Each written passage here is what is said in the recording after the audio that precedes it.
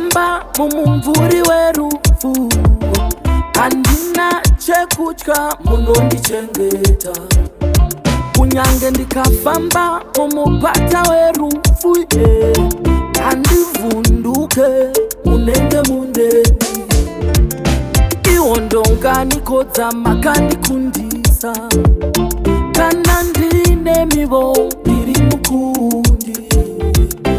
Iwo ndonganikodza makandikundisa, kana ndine mivo ndiri mukundi. Munondirwira ndakarara, munorwa hondo dzangu ndakarara. Munondirwira ndakarara, munorwa hondo dzangu ndakarara.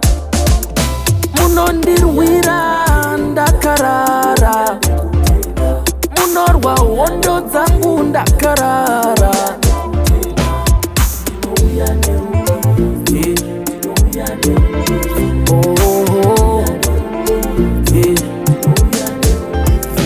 Zana revavengi rikandikomba handina chekutya, kurutivi rwangu kune hondo huru inondirwira.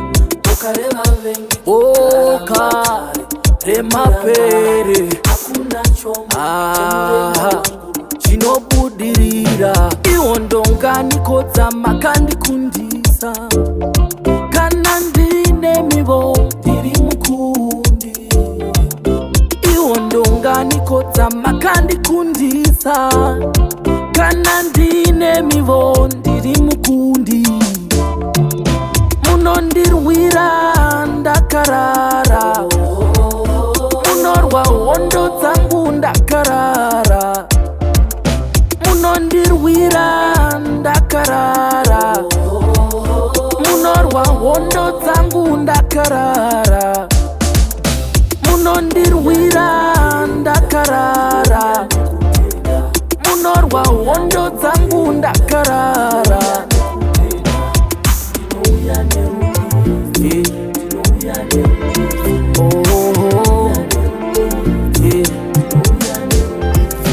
Kana ndiri ndega handizvikwanisi, kana ndiri ndega handizvikwanisi. Ndinoda shongwe yegore, kana ndiri ndega handizvikwanisi. Shongwe yegore masikati ndifambe nayo, shongwe yemoto nditungamirire Jesu. Shongwe yegore masikati, shongwe yemoto ndifambe nayo.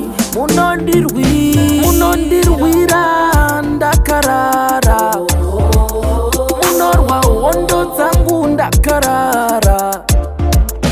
Munondirwira ndakarara, munorwa hondo dzangu ndakarara. Munondirwira ndakarara, munondirwira.